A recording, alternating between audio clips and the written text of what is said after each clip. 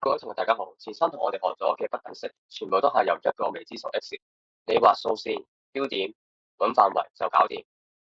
但係現實生活中入邊咧，好多問題咧都唔係得一個變數咁簡單。譬如話你買兩樣嘢，薯片同可樂，薯片10蚊一包，可樂5蚊一罐，你有50蚊，你可以買幾多？又或者工廠生產兩種產品，每一種產品咧都用唔同機器啦、時間啦同材料嘅，咁點樣分配先可以最賺到錢？呢啲問題咧都有兩個未知數，薯片嘅數量、可樂數量，或者係產品 A 嘅數量、產品 B 嘅數量。我哋用兩個未知數 x 同 y。呢一堂我哋學嘅就係點樣喺一個坐標平面上面處理二元一次嘅不等式。唔使驚，其實同之前學嘅邏輯一樣，只係由一個一位數線變成二位平面啫。二元一次嘅不等式咧，就係由兩個未知數 x 同 y。而且係次數咧係一次嘅不等式，咁標準形式咧就係 ax 加 by 大過 x 大過 c 啦，咁或者可以用細過大過等於細過等於都得嘅。咁舉啲例子啦，就係例如 x 加 y 啦大過10啦，2x 減3y 啦細過等於6啦，呢啲都係一啲例子嚟嘅。咁一元不等式係有一個未知數，你畫一條數線就得啦，答案咧就喺個數線上面係有一段或者兩段以上嘅。咁二元嘅不等式咧有兩個未知數啦 ，x 同 y 啦，你畫喺一個坐標平面啦，答案喺個平面上面一塊區域嘅，咁我哋叫佢做咧可行域啦。咁可行域係咩咧？就係佢要滿足不等式條件嘅所有 x 同 y 嘅組合啦。喺坐標平面上面咧，一條直線咧，佢會將一個平面分成兩邊嘅，其中一邊咧係所有點咧都符合條件嘅，咁嗰邊咧就叫可行域啦。咁舉啲生活例子啦。咁用翻頭先嗰個啦，買薯片可樂啦。咁我哋寫成不等式咧，就會寫成10x 加5y 細過等於50噶啦。咁其中嘅 x 咧係代表薯片嘅數量啦，y 咧係代表可樂嘅數量啦。咁所有符合呢個條件咧嘅 x 同 y 嘅組合咧，就係一個可行域啦。比如話2逗6啦，咁即係表示係2包薯片6罐可樂，咁總共咧就係20加30等於50，啱啱好夠錢。咁我哋嚟學下點樣畫二元一次嘅不等式嘅可行域啦。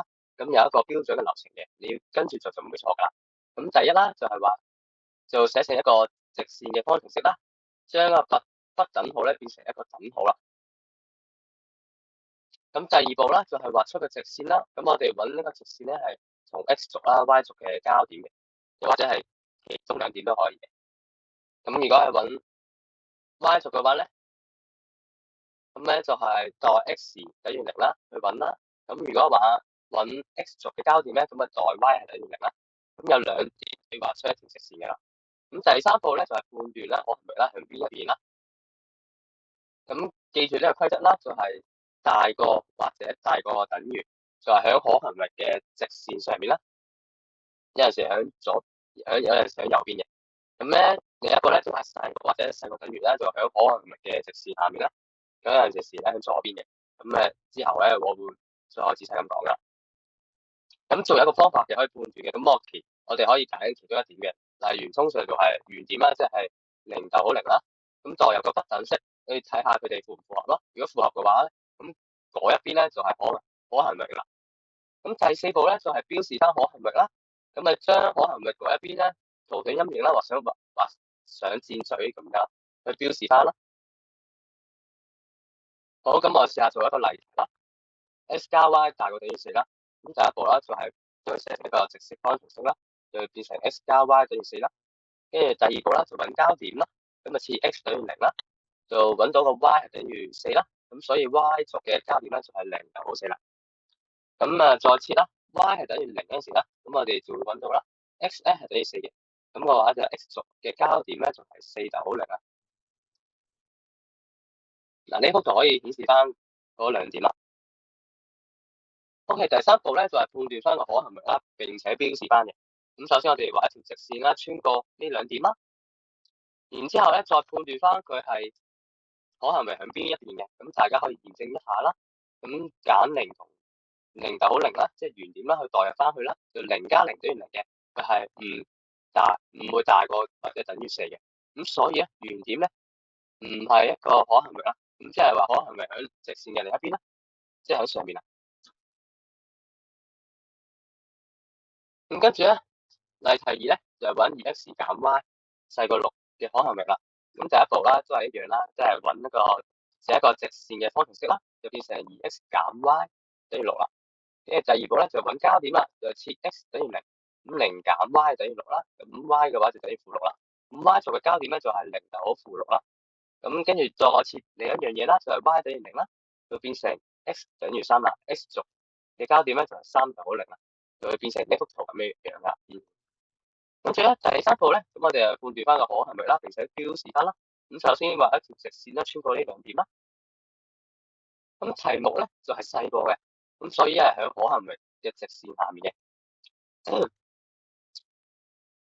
下面嘅話，即係喺左邊啦。咁我哋驗證下減0同0去代入翻啦，就係2乘以0啦，減0啦，答案係等於0嘅，佢係細過6嘅。咁所以咧喺原點嗰邊咧就係可行域啦。跟住咧，然後將可行域嗰邊咧就圖上嘅啦，去標示翻。咁跟住例題3啦，就係有呢度咧有3個不等式嘅，要同時滿足咧，咁我哋逐個畫啦，然後揾出佢哋嘅交集個位啦。咁第一步啦，就係畫出3條線啦，就係咁嘅，就喺呢幅圖表示翻啦。咁第一條線咧就係 x 等於0啦，即係 y 軸啦。咁第二條線咧就係 y 等於0啦，咁即係 x 軸啦。因為第三條線咧就係咧就會有兩個交點嘅，就係0等於6啦，同埋6等於0啊。咁第二步咧就揾出佢嘅交集位啦。咁我哋要滿足3個條件啦。第一條線咧就係 y 軸啦，係向右噶啦，因為佢係大過或者等於啊，所以係向右邊嘅。咁第二條咧就係 x 軸嘅上方嘅，因為佢係大過或者等於嘅，所以向上。咁第三條咧就係喺左下方噶，因為左邊咧係細過6嘅，右邊咧係會大過6嘅。然之後咧，我哋畫出個最後咧，我哋畫出個答案出嚟啦。咁我哋有3個重疊嘅部分啦，就形成一個三角形嘅。咁三角形嘅頂點咧，分別係0等於0啦，即係原點啦，同埋6等於0，同埋0等於6啦，呢3個點嘅。咁我哋可以驗證一下啦。例如2等於3啦，喺唔喺個可行域入邊啦？咁首先要代入去第一條式啦，就係2。當 x 等於2嗰陣時咧，咁佢咧係大過等於0嘅。咁第二條式啦，當 y 係等於3嗰陣時咧，咁佢係大過等於0嘅。咁再翻第三條式咧，就係 x 加 y 佢係會等於2加3等於5嘅，佢係細過等於6嘅。咁所以呢一點咧係喺可行域入邊嘅。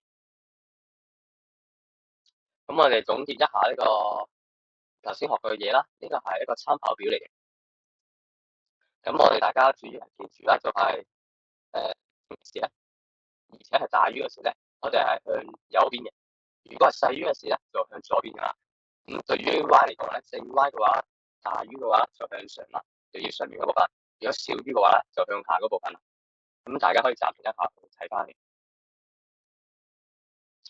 咁呢課咧都有一啲好容易錯嘅位嘅。咁最容易錯嘅話咧，就係一個錯誤1啦，就係區域嘅方向搞反咗咯。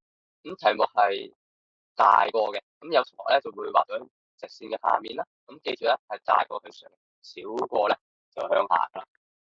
咁其他嗰啲咧，大家都可以暫停去睇翻噶啦。好啦，跟住我哋再講下個真實嘅例子啦。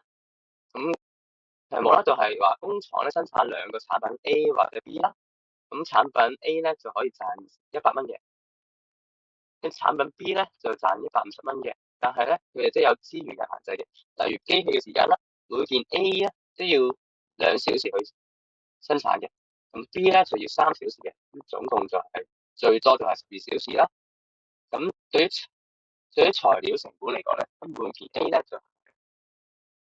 4000元嘅，而 B 咧就要2000元嘅，咁最多係16000元嘅。咁 A 同 B 咧都唔係負數嘅喎，係非負數喎。咁嘅話，我哋點樣去揾出利潤最大嘅組合咧？咁我哋可以畫出個可行域啦，然後再計算個頂點個利潤值啦。好。點樣分配產量先可以賺到最多錢啊？咁首先我哋可以做第一步啦，就係寫出個不等式組啦。設 x 等於產品 A 嘅數量啦，y 就等於產品 B 嘅數量啦。咁首先寫翻嗰啲限制啦，就係2x 加 3y 細過等於12，呢個係機器嘅時間限制啦。跟住 4x 加 2y 咧細過等於16咧，呢個係材料成本嘅限制啦。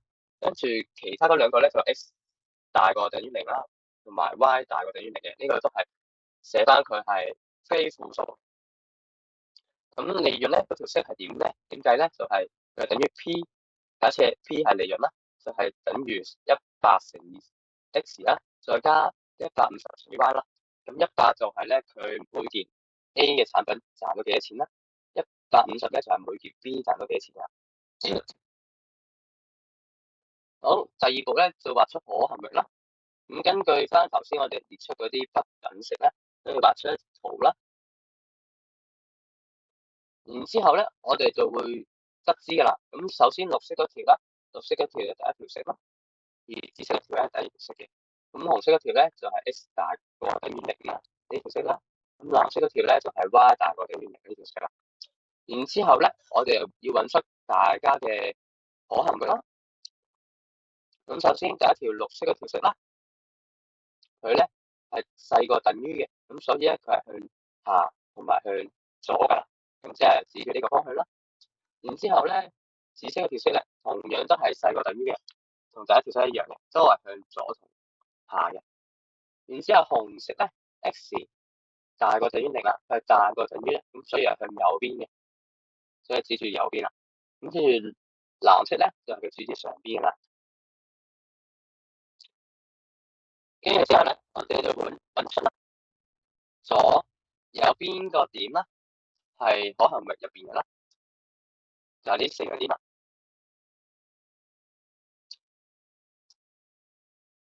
咁呢個範圍咧就可行域嘅範圍啦。